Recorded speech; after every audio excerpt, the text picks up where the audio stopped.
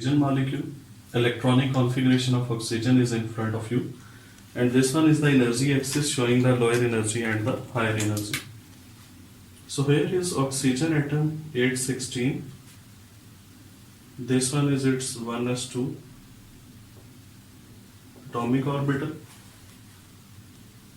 The second oxygen atom having 1s2 atomic orbital. They will overlap to form two molecular orbitals, sigma 1s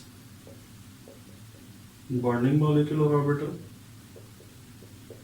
sigma star 1s anti-bonding molecular orbital. Total there are 4 electrons, so 2 will reside in the low energy and other 2 will move towards the higher energy. Now next, oxygen, it is its 2s atomic orbital.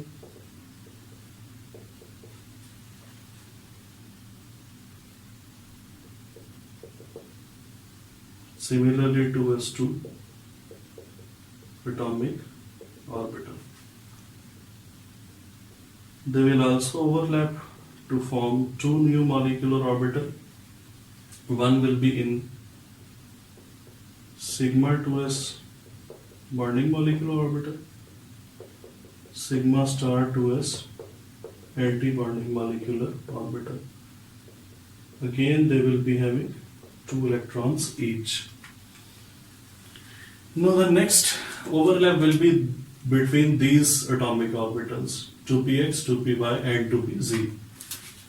So in order to show it in a clear way, we will have to erase it.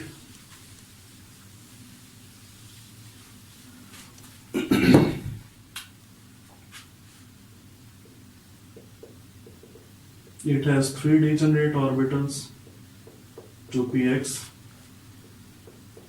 2py, 2pz. Atomic orbitals, here are 2 electrons, while these have single electron. Similarly, this oxygen atom is also having the 2px, 2py and 2pz atomic orbitals, pair and 1 electron each. Total 6 atomic orbitals will overlap and they will form 6 molecular orbitals. How they will form 6 molecular orbitals? First of all, 2px will overlap with 2px, 1 molecular orbital sigma 2px, and other will be sigma star 2px anti-bonding molecular orbital. Similarly, these two are pi 2py and pi 2pz, which are formed as a parallel overlap of the 2py and 2pz atomic orbital. And these two are the pi star 2py and pi star 2pz, which are formed by the parallel overlap of the 2py and 2pz. How the electrons will be filled? Total 4 plus 4, 8 electrons are there. So 2 here, 2, 4, 6. But here we will place only 1 electron each. Why? Because we will follow the Hund's rule.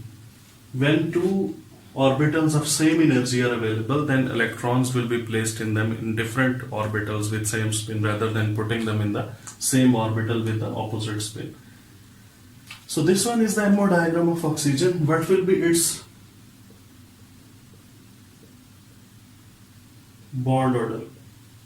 These are complete, they will not play any role in formation of bond. Here are 6 electrons in bonding molecular orbitals and 2 electrons in anti-bonding molecular orbitals, because these are pi star 2py and pi star 2pz. Divided by 4 divided by 2, it will be 2.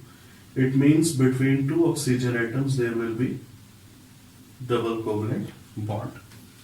It will be paramagnetic or diamagnetic because these two electrons are present which are unpaired. So it will show the paramagnetic nature. These are the two electrons. So O2 is paramagnetic. Thus the paramagnetic character of oxygen that was explained, and this paramagnetism of oxygen was not explained by the VBT or hybridization. So it is again an advantage of the MOT that it explained the paramagnetic nature of oxygen. If we discuss O2 plus 2, what will be its bond order? And whether it will be paramagnetic or diamagnetic. So in case of O2 plus 2, you will remove these two electrons and you will also have to remove one electron from here. So now, what will be the bond order? 6 minus 0, because 6 electrons are in bonding, no electron is in anti-bonding.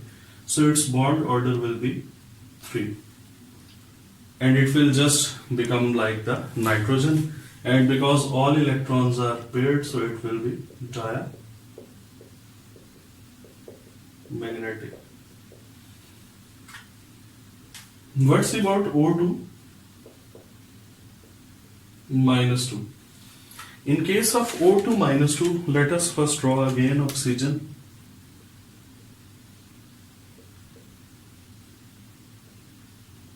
This one is MO diagram of oxygen. O2 means add 2 electrons, so you will add 1 electron here, other electron here, and these electron will also get paired. What will be its bond order? Now the number of bonding electrons are 6, anti-bonding are 4. So 6 minus 4 over 2, it will be 1. And whether it will be paramagnetic or diamagnetic, so again it will be diamagnetic because you can see all electrons are paired in it.